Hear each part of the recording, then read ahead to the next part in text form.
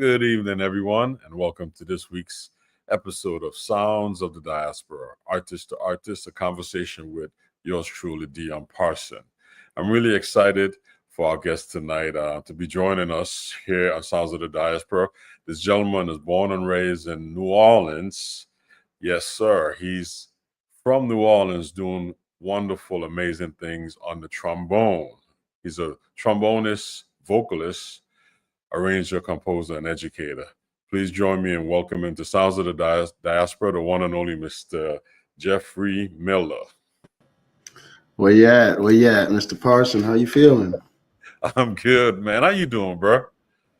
I'm doing all right. I'm doing okay. Just trying to stay on the level, It's a day at a time, but, You're doing it, man. You're doing it. You're in New York. You've been in New York for a while. And you're doing a show right now. You're on that Louis Armstrong show, correct? That's right. Yeah, A Wonderful World, a Louis Armstrong musical on Broadway at Studio 54. It's been a pretty interesting process. This is my first Broadway show that I've ever done. At least on Broadway. I've done a few off Broadway things, but this is my first official Broadway debut, so to speak. At least being in the orchestra for it, and we're on stage, so that's pretty cool, and it's relevant to my upbringing, being from New Orleans, and also being about one of my personal heroes, Louis Armstrong. You can't really ask for a better, Broadway debut, so to speak. And I've been manifesting Broadway for at least a year or two. Just like I'm gonna get on Broadway somehow. I know it. That's one of my goals. Living in New York, is to do a little bit of everything. Have those experiences. As I pursue my artistry and my voice as a leader and an artist as well. So that's great. I like you. That's a great first show to get on Broadway with. Yeah, I'm grateful. I'm grateful because I recognize that not all Broadway shows are like that. They're not in that idiom. A lot of them are obviously more classical in nature and a little bit more rigid in terms of what's required. And not to say I can't do it, obviously, because if I can do this, I can definitely do other things in that vein. But it's definitely it's great to have the theme of the show that I'm doing be pertinent to the music that I play and that I'm passionate about and that I grew up with, and that is the main part of my career. So that makes a big difference. Again, not too many. When I did Broadway, it was kind of like that, but I did some shows that they were just a gig. You went and you played the part, and that's what it was. And then you were so happy to get out the show to go hit. Exactly. You kind of have there are times where I'm exhausted afterwards. Oh yeah, it's a job, bro. It's a job, and I'm always sitting in there, and the rehearsals, and the rehearsals, and the rehearsals, and the rehearsals. And the tech rehearsals, it's like the rehearsals before the rehearsals. Rehearsal before the rehearsal for the lighting, and then the rehearsal for the stage setup, and the rehearsals for the understudies, and it's really the pre-preparation too, like actually spending time with the music to where it's like instinctual and the context behind everything as well. The musical context, the historical context, like doing the research to have full context behind what's being presented. So it's a lot, man. It's a different discipline. I was reluctant when I first got called to do Broadway, because I was like, man, you're playing in the pit, you're not on stage, because as the way we were brought up in the music scene, you want to get out there and do your thing, but it's a different discipline. And it took me back to my collegiate years playing in the symphony orchestra and playing multiple percussion, but I actually fell in love with it and found a good balance. So, I wanted to ask you about that, because it's not like going to a regular gig. If you was playing at, say, Smoke, or you was playing at the Blue Note or DZ's Club or something and preparing for that, this is a different mindset. So how was it different for you, like, to do this versus all the other types of gigs you've been doing? You know, it's crazy now that you mention it. There's kind of been a lot going on, because I actually went from doing, before I did the Broadway show, I was on tour with the Jonas Brothers, playing trombone with them. And as you know, they're a pop group doing arenas, so it's a very, very different gig. I'm doing choreography. I'm not just standing there playing trombone. It's like I'm actually moving, doing choreography. It's all on my social media. If people check that out, it's just a very, very different thing. So we were in Europe when I left the tour early to start rehearsals for A Wonderful World, the Broadway thing. And so it's like completely putting on a different hat, and not even the hat that I was even used to putting on before Jonas Brothers. Like before Jonas Brothers, I was at the jam sessions, I was at the clubs, I was hitting with my band, I was, gigging, doing the thing, like, that jazz musicians do. So it's almost like I was going, how can I say? I was just putting on a lot of different hats, at not even at different times, but also at the same time at different points. So it definitely took, it tested my flexibility as a musician, which is which I'm grateful for, because I think that's definitely one of a musician's strongest assets, if they're able to develop that, is being flexible, because that allows you to just use your gift in a bunch of different situations. So it's been challenging, but it's been also very rewarding at the same time, because that shows that I can wear as many different hats as I need to. Like, I'm not just a soulful cat from New Orleans who can play the most, play a bunch of stuff on trombone that'll, get you riled up, but can also, like, can wear some other different hats, and that's great, man. That's great. I'm your versatility shows that you're getting all of these calls, and that's what you want. When you're in New York City, you want to be able to be that versatile and work. It's good that you're working. Sure. Yeah. I mean, it's all because of the mentors I had too. Oh yeah. You have some great mentors, and that's what I wanted to ask you about. Growing up in New Orleans, you were exposed at a very young age to the music, to the culture, to the tradition. Can you start talk about trad music, because a lot of people don't know what trad music is, and then how does that guide you into your upbringing? Right. Yes. So I grew up. It's so funny. I grew up hearing all this music, growing up in New Orleans, but also just around the house. My grandmother would sing these church hymns that I didn't even realize were so old until I went to New York and had to learn some things for school, for Juilliard. Then I came back home for a break, for a holiday break or whatever, and just heard my grandmother singing around the house. I'm like, oh wait, that's one of the songs that we have to learn for this. One of the hymns we have to learn for this thing. And my grandma's been singing this all my life. I didn't realize I knew it already. It's like one of those things that really connects, my upbringing to, throughout the journey of this, this music thing. But to answer your question, I started really learning trad music when I was when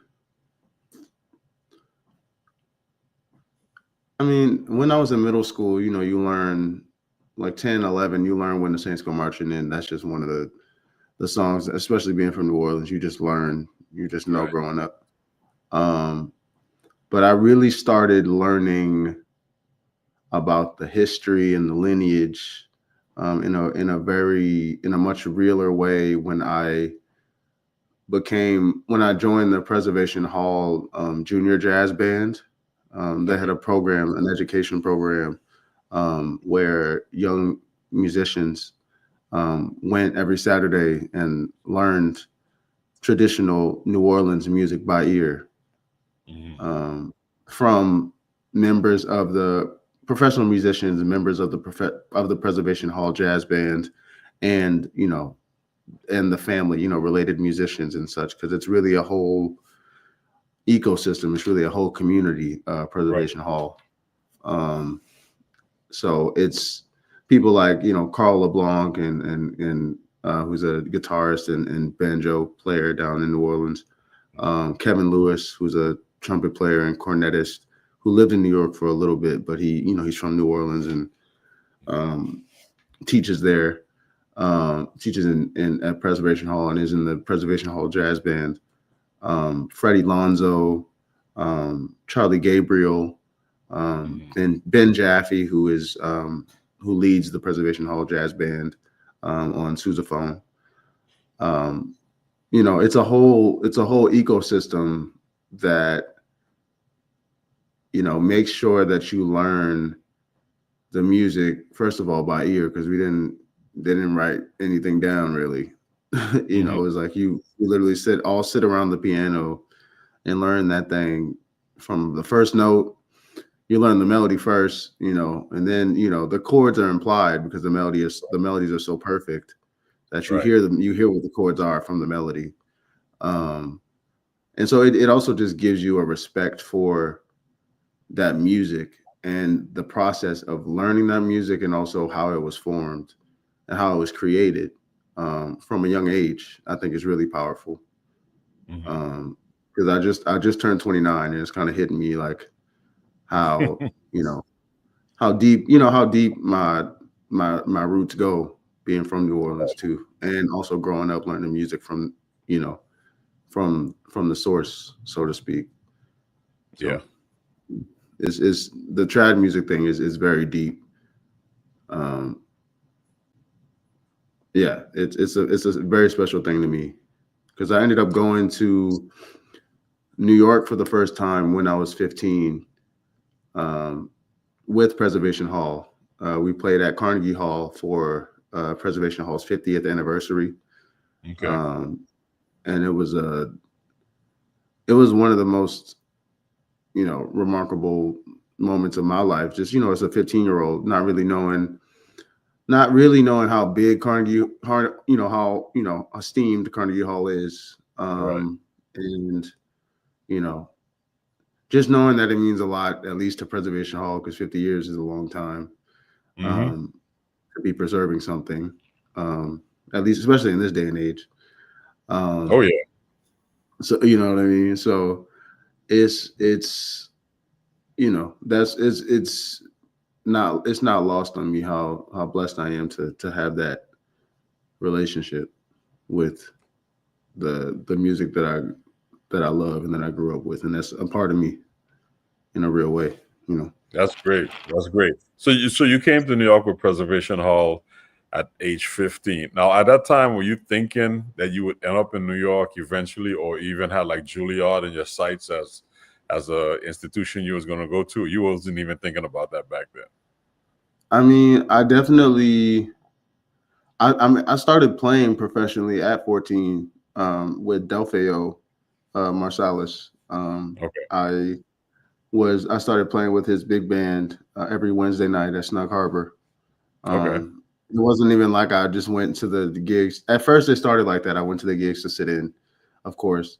But then, by the time I was 14, it turned into me actually being in the band and playing and being on the gigs and learning and, messing up, folding like everybody, like some of everybody else, I should say, because obviously I was the saddest one there, being the youngest, but just also learning and taking it all in from such a young age. It was definitely since then, even since before the Carnegie Hall thing,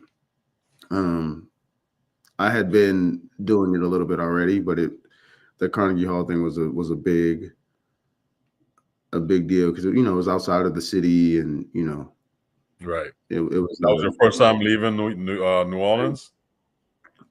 Yeah, I think so. Besides, Okay. Evacuating for Katrina, of course, and all of that, what all that entails, and I did karate growing up for whatever that means. So we did like I did a karate tournament in Florida. So that's the only time that I really left the city when I was a kid, But other than that, Katrina, and then music was really the thing that took me out of where I was at, and not many people really leave. Is what I was just about to ask you, did you think, look at where you are at 29 versus where you were 15 and all of the opportunities that have come to you through music,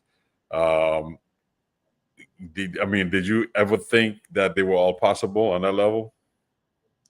Not when I was 15. I didn't think it would be that.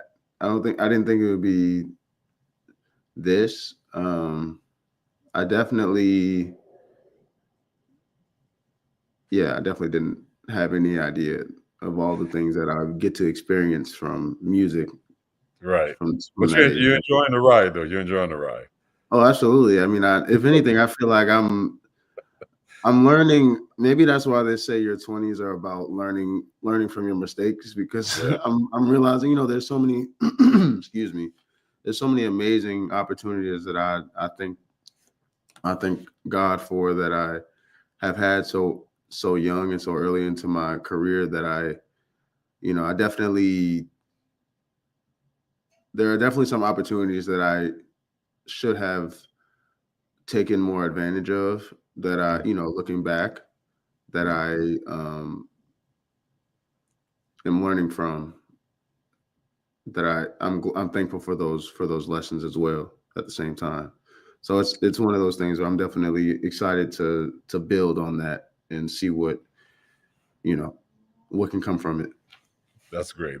So let me ask you this: how often do you get back to New Orleans and like go back to your old hood or play gigs and impart some of this knowledge on the next up and coming generation? Yes, for a while I mean, I think it's just probably just life getting in the way. But there was a time where I didn't go home as much. I think it was just getting acclimated to the city life and building a life up here, so that I can put my best foot forward in a lot of situations. So there was a time where I didn't go home as much, but nowadays I'm definitely going home a lot more. I was actually just home for my birthday, turned 29. Me and my twin sister spent it with her. We just made gumbo at the house. I had a gig for Super Bowl, just like this influencer was doing something, and then I played an after party for Saquon Barkley. I think I played it after, but in the middle of that, we just made some gumbo at the house and enjoyed the birthday or whatever. But and I try to at least get home, play some gigs at Preservation Hall as well, and with Delfeayo at Snug Harbor. I try to get home and just touch ground, connect back with my roots as much as I can, more these days than I have in the past. And I think, especially as I get older, it feels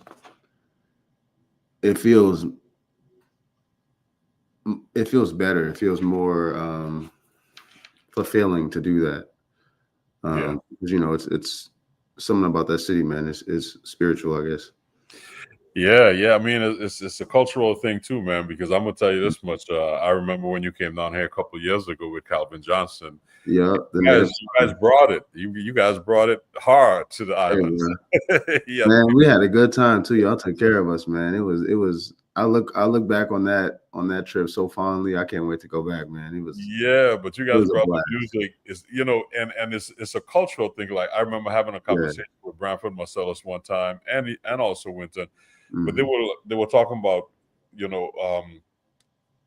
towns or states with cultures. Like New Orleans definitely has its culture, but then when you look at the Caribbean, there's a culture component within the Caribbean that a lot of times is not even really. A lot of people don't even know what's really happening in the Caribbean and connecting that dot. And that's a Mm. conversation that I've had with them. More so Branford on a larger scale of the similarities, and also Donald Harrison, because when my first trip to New Orleans was with Donald Harrison Come as on, part one of of my that Nouveau teachers. Swing, part of that Nouveau Swing band Come that on. he did that record on, and we would Yeah. sit and talk about the similarities about culture and rhythms and all of those things. So there's a lot to be said. I think that's one of the reasons why when Calvin Johnson came down here with the band, it was just it was received so well because the music just felt like home. Absolutely, and that's one thing. Calvin Johnson will definitely do that too. The moment that he speaks, the moment that he talks to you, you're gonna feel it. Mm-hmm. That's what I love too about playing with him every time. I'm so glad he moved up to New York too, because another authentic representation of what New Orleans is about. Right. Especially just with his spirit, what he embodies as well. Mm-hmm. So it was so fun to go to St. Croix and do that. I mean, that was a good time, bro. We had an amazing time. Oh yeah. I mean, and it's gonna happen again. There'll be some other opportunities, but it just shows how far the music will take you. I mean, Mm-hmm. I mean, you're only 29. When I look back at 29, I was like, man, I spent my 30th birthday in Indonesia. Come on. I remember being in Indonesia on the road, 30 years old. So it's like, Let's go. so you'd be surprised where you end up, man. You spend it this year with your twin sister. Next year you might be somewhere else. But music is a beautiful thing, and when they say music makes the world go round, it's serious. There's something to be said about that, and you're doing it, and that's one of the reasons I wanted to have you on the show, being a younger artist, a well-accomplished artist for your age, doing the things you do. I wanted some of our listeners to hear your story as well, because it's it's different, and your perspective of the scene and what's happening is different. But I was happy to hear you on the road with the Jonas Brothers, because people think a lot of times jazz musicians only play jazz, and they don't realize that some of the most accomplished musicians out here on all levels, whether it's gospel, even classical, pop scene, R&B, you Mm-hmm. know, it's they have that background. It They makes you, do. like you Yeah. said, And more work. jazz helps you to play all that stuff. If you can play jazz at a high level, the rest of that stuff is no disrespect, of course, to the other genres, because Right. it's not easy to define a sound, so to speak. I never want to disrespect another genre, but at the same time, it's just inherent in jazz, and the complexities and the just everything that's required in becoming a proficient jazz musician, that happens to aid you when you're dipping your toe in another genre. Like it doesn't make it as it makes it a little bit easier. I'll just say Right. that to wear different hats. And it definitely allows you. It definitely taught me to appreciate the music more as well, and what the art form represents. On a deeper level. Yeah. Yeah. And I'll just leave it at that for now. But you're right, man. But I'm sure even in the Armstrong show you played, I mean, playing from a soloistic standpoint, or even playing the music, there were certain nuances you could do and couldn't do, even though it's a jazz show. But what Louis Armstrong did in the early 1920s was not what Freddie Hubbard was doing in the 80s, you know. So you couldn't play the trumpet the same way. You could, you know, so I think it allows you to be more respectful to the timeline of the music as well, and the nuances that creates those specific genres. Exactly. It's really about the nuances too, especially when you go back and analyze, you know. Yeah, I mean, the crazy thing is too, we can analyze as much as we want to, but at the end of the day, it was just who they were. Right. And all the choices and all the musical choices that they made, obviously it manifested itself into, and we're obviously speaking about you know, trad music. At least I'm when I'm thinking about what I'm saying, I'm thinking about the music that I grew up learning, you know, trad music in New Orleans. That older, you know, commonly referred to as antiquated, but there's so much sophistication and genius in that music. So when you realize that there's so many choices that they could have made musically, from the rhythms, from the notes, from the registers, you know, the timing of everything. And for it to manifest itself into something, you know, so perfect, and to be emblematic of what, you know, of what America means, especially at that time. It's really profound when you really think about it, you know, and how it has come to exist. You know, I'm just you know, this is deep to have a personal connection to it too. You know, I'm trying to figure out the right ways to do right by my history as well, because I learned that I have a personal, like, blood connection to the music itself. Yeah, I learned about this ancestor I have named Papa John Joseph. He was a bass player in New Orleans.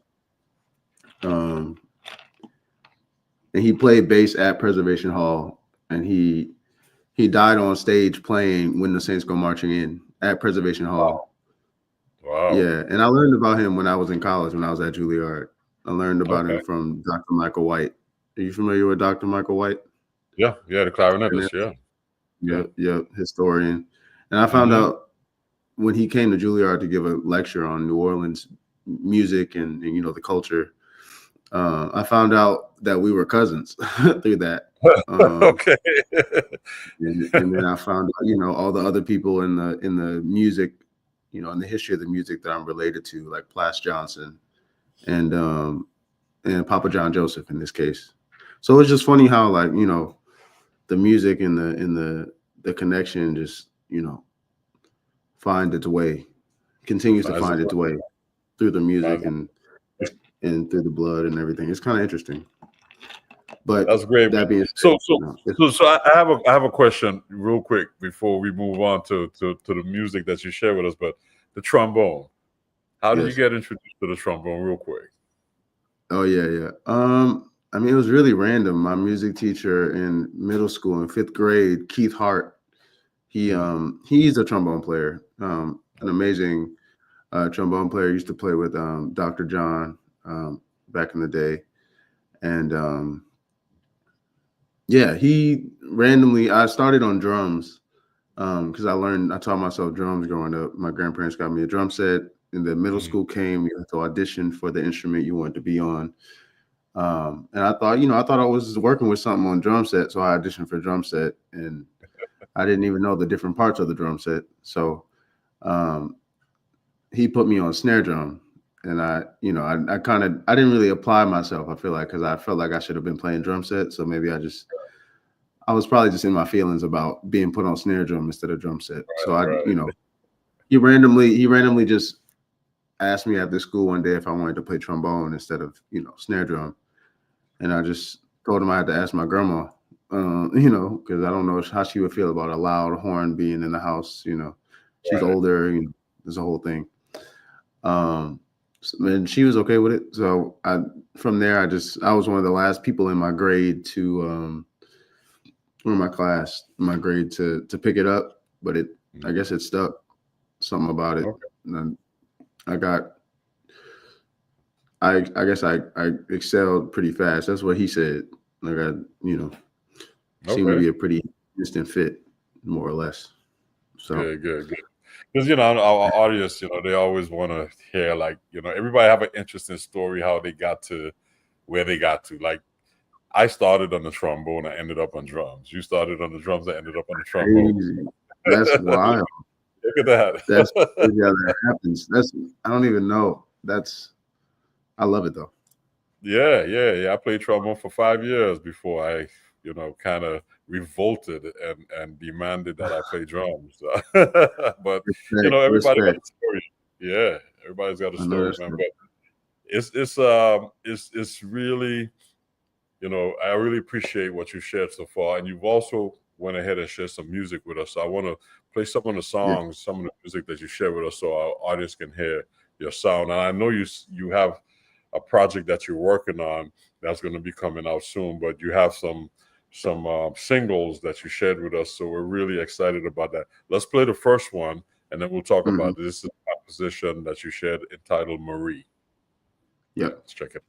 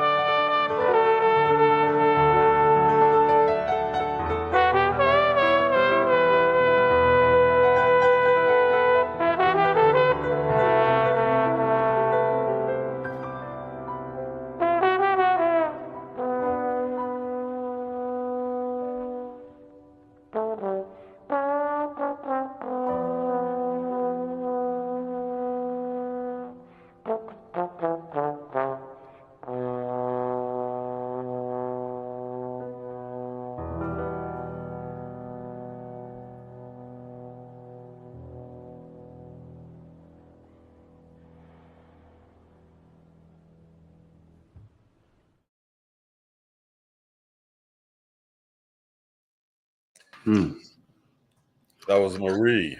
Yeah. Wrote that. That's an original composition of mine that I wrote about my mom. Okay. We lost her when my sister and I were 1 year and 3 months old when she passed. So didn't really, we were too young to really know her like that. I feel like, to really remember her you know, to have a real solid memory of her and what she was like. But for some reason, you know, I could still feel like when I was writing that, I tried to, you know, I was in a very vulnerable place and trying to reach out to her and you know, just, you know, reach out to her spirit and try to get in touch with her, you know. So yeah, that's a song that I wrote for that. And Sean Mason was the piano player in that video. And that's my boy right there. He's killing it right now. We met at Juilliard when he moved to New York from North Carolina. And yeah, he plays in my band from time to time when there's time, when we can find, when our schedules can line up. Time, right? Yeah, but you know, that was a good little. It was fun. Yeah. Thank you. And it's not easy to play, you know, solo duet and you know, carry it. You know, a lot of times, you know, we rely on an ensemble to help project, you know, our story. But it's a very touching piece, man. As I was listening to it, I could tell there was a deep, you know, story behind it. So thanks for sharing that with us. Oh, thank you. Thank you for having the platform, allowing me to share it. Appreciate it. Yeah. One of our listeners said, "Love the sensuality of the groove, man." So, you know, people are checking it out. You know, it's yeah, you know, sound is influential and addictive. So let's move on to the next piece that you share with us. This is entitled "Justice." So we'll check it out, and then you'll tell us tell us the story behind it. Justice. Yeah.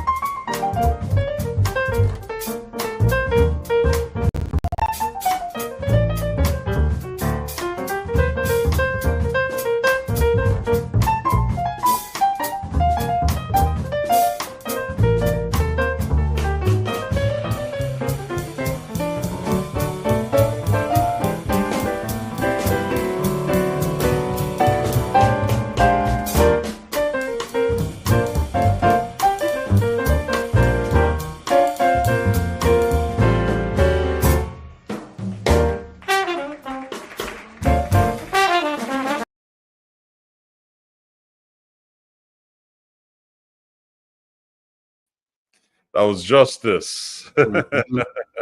Yep. Yeah, it was written it's an original composition written for my twin sister, Justice. Her name is Justice. Okay. All right. Yeah. Look at that. Look at that. Yeah. Great, great. Nice vibe because it starts off with a swing, then it goes into the funk hip hop groove, and it's a nice funky vibe. Yeah. I wrote it. I was listening to a lot of Roy Hargrove at the time when I was writing that. So I think it kind of just the influence, seeped in. So. Okay, I can hear that. I could definitely hear that. Yeah. Yeah. Right. Yeah, man. And I love the phrasing on the bone, man. The attacks to the nose, bop it up, bop. So it's just a different phrase, and we were talking about the nuances. Yeah, exactly. Yeah, I'm trying to, marry a lot of my influences, in the music that I write and perform. So that's the goal. Great. Who's on that recording? That's that is on tenor saxophone. That's Chris Bittner. The whole band I pretty much met at Juilliard. I think we were all students at the time, except for the drummer. But saxophone player Chris Bittner from North Carolina. The bass player was Philip Norris, I believe. Philip, yeah. Yeah. And Sean Mason was on piano. And the drummer was Brian Richburg Jr., who's a young drummer. He's from New Orleans as well. But he lives in New York now as well. So nice. Great band. It sounds really nice, man. I like that vibe. Thank you. I'm trying to, the goal is to make a studio version of the live album that we recorded at Dizzy's, which is where this was recorded at. So the live album, good. One of our listeners out in California is asking, in California soon? Yeah, we need to tour. That's on my list of things to start doing this year. I need to tour with my band more. So let's make it happen. So just like visualize Broadway, visualize Cali. Right, you know what I mean? We got to manifest it. We got to make it. We got to believe. Yeah. Trudy, let's talk. Great. See, you never know what's going to happen in Sounds of the Diaspora. And one of the things that I'm enjoying, man, is the connection. Like I mentioned earlier, for me, coming from the Caribbean, I hear the immediate connection. A lot of our audience may not necessarily hear it, but I definitely hear the immediate connection. One, being a musician, and two, spending time in New Orleans as well. But there's a definite connection there. You definitely are onto something with that sound, man. So continue to develop that, because you have a great path ahead. Thank you so much. That means a lot. That means a lot to hear that from you. Yeah, man. Yeah, good stuff, man. Good stuff. So, I've been following you guys, all your whole crew and stuff for a while. Especially when I come to New York, I would make my rounds. I don't say nothing about it. Yo, you pop up. You pop up at the last. We see you like, oh wait, that's Dion. Dion pulled up on us. Okay. Yeah. You always pull up at those unexpected times. It's always so great to see you hanging out, man. Oh yeah, man. It's refreshing too, because you want to hear what's happening, what's fresh, and I love the combination of the different grooves and what you guys are doing, man. And again, I can hear your roots in everything you do. So that's an important thing, man. Thank you. That means a lot. We look up to you out here. We trying to make it happen. You guys are doing your part, man. You're doing your part. So just continue doing that, man. Continue doing that. And I'm enjoying this music. So we're gonna move on to the next song you shared, which Permanent Stains, rather. Yeah. It's a very different vibe. So just prefacing it, it's not at all. I wouldn't even say it's jazz. I mean, let's just roll it. I'll just check it out. Permanent Stains. There it is.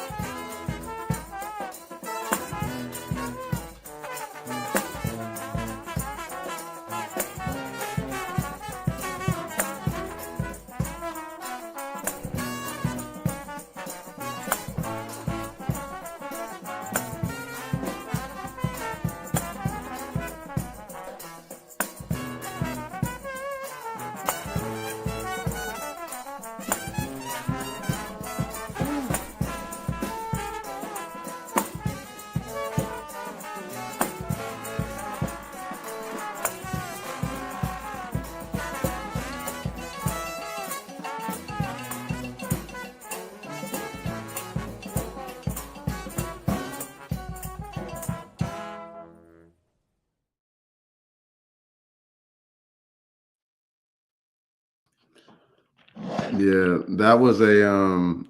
So I realized I forgot, almost forgot that I sent you. I sent you the second line version of the song. So the song itself, the original song, is more of a pop R&B vibe with some jazz in there, some jazz influence in there. But when I went down to New Orleans during the pandemic to check on my family, I ended up getting. What was this before the pandemic? I think it might have been during. Anyway, I got some friends together to safely shoot a sort of jazz version of the song.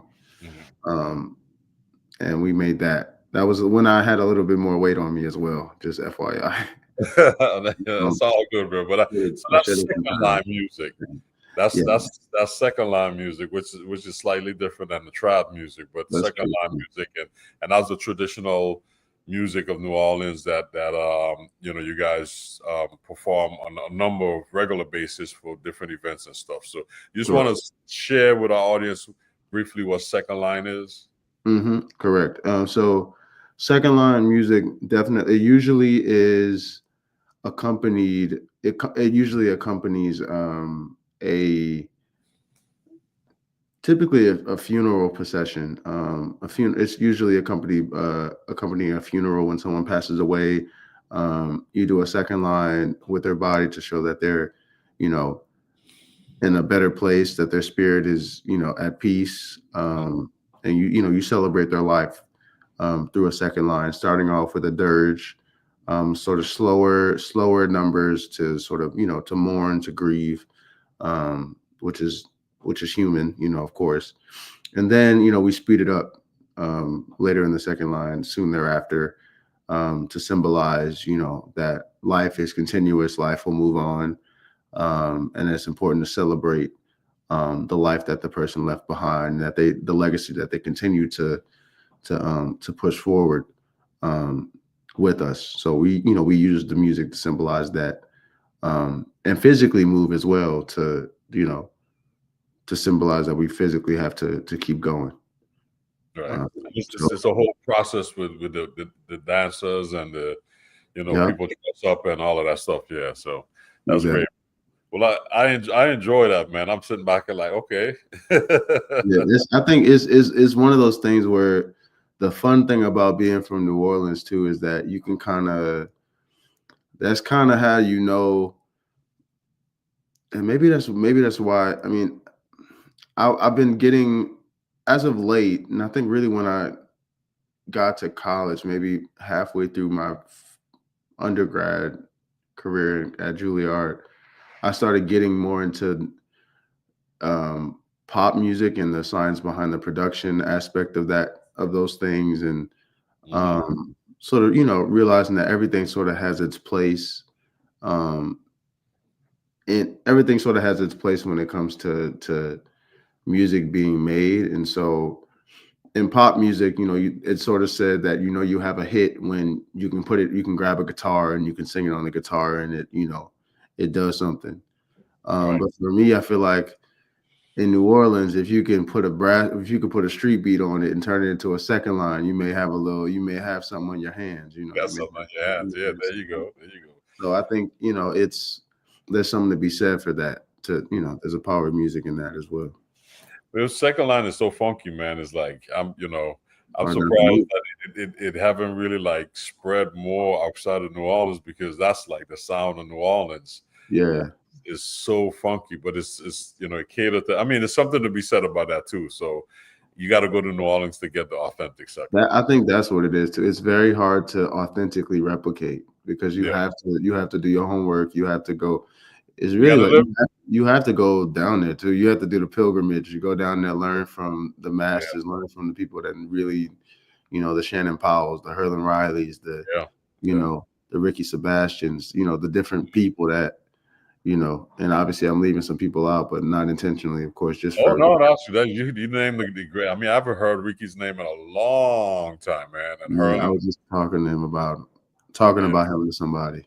Yeah, and Herlin was gracious to join us on our second episode No, when we yeah, started the show. He was our second guest, so he's been. I did my master's term paper on Herlin Riley. Come on. Yeah. Come on. It's like you made it. When people doing term papers on you, that's how you know. Yeah, I interviewed him for my term paper, man. You know, he's been a hero of mine for many years, man. Absolutely, man. I've been so grateful to know him since I was a kid. Like not knowing how grateful, how lucky I was to be a kid. Just, he would come in every now and then and sit in with Delfeayo. He'd be in on the gigs at Snug Harbor, Delfeayo every Wednesday, and just not knowing. But also, I was aware of how lucky I was to have somebody like Herlin Riley just casually just be up there, every month or so, just like, just I get to live with that and learn from that in a real way, from the source. It's kind of, I just, try not to take that for granted. Oh yeah, definitely. Well, man, you're representing on your own too as well. So just continue to do what you're doing, man. You didn't share anything with your vocals, man. I was hoping to get some. Oh yeah. So maybe that's the part two. That's the part two then. That's the part two. Okay. All right. Well, you say you're working on that studio recording, so I'm away from that. But as I was doing. Getting the videos and all of the stuff. I was like, I'm waiting to hear this vocals because I know you could blow. You know what? I don't have any. I mean, I have the vocal songs out. I have a cover of Sunny Side of the Street that I thought I included, but maybe I didn't. But well, like you say, part two. So there we go. Yeah. So we'll end with the Queen that you shared with us, but I just have to throw that out there for our listeners. So go make sure they go and Google you and check out some of your vocal stuff as well, because that's a whole nother side of you that needs to be presented as well. But thank you, I appreciate it. Yeah, we're trying to get that together. Let's check out the Queen. We'll check out the Queen. Right, yeah.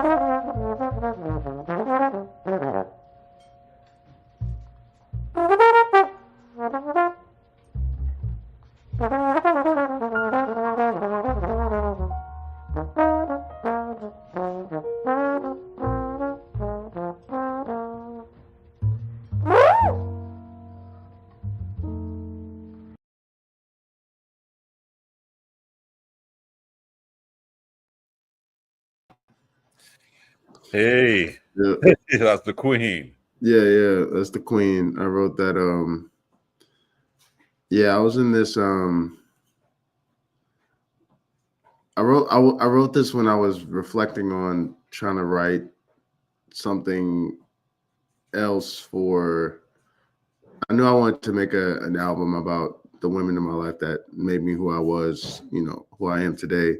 At that point in my life, I wrote that music around like 2020, before the pandemic and all that good stuff. So definitely needs a studio album now, especially now that I'm engaged and about to marry somebody that definitely needs a whole album about her. She needs a whole suite of music about her, to be honest. But yeah, definitely due for an update, an addendum, an amendment, if you will. But what we heard so far is great, and we can't wait for the finished product, the studio version of the live music that you shared. I'm in New Orleans, and they should call you Professor Long. Okay, no, that's taken. It's taken already. We gotta find another one. Love your horn playing. It's almost like you're you're playing trombone, trumpet, and sax. Very cool. Okay, yeah. Hey, I'm trying to figure it out. Well, that's my dad right there. Grateful. Okay. Nice. Beautiful. Love this. Appreciate all the love. The Court of Three Sisters, New Orleans Jazz. Oh, word. Okay. Yeah, you're right. Mm-hmm. So you got some fans, man, checking you out on Sounds of the Diaspora. Okay, we appreciate it. We're trying to keep it going. Very grateful for the opportunity. Oh man, anytime, man. It's a good time. Yeah, when we spoke over the holidays, I was like, I have to get you on immediately, man. And it took a couple of months, but here we are today. That's what I'm talking about. We made it happen.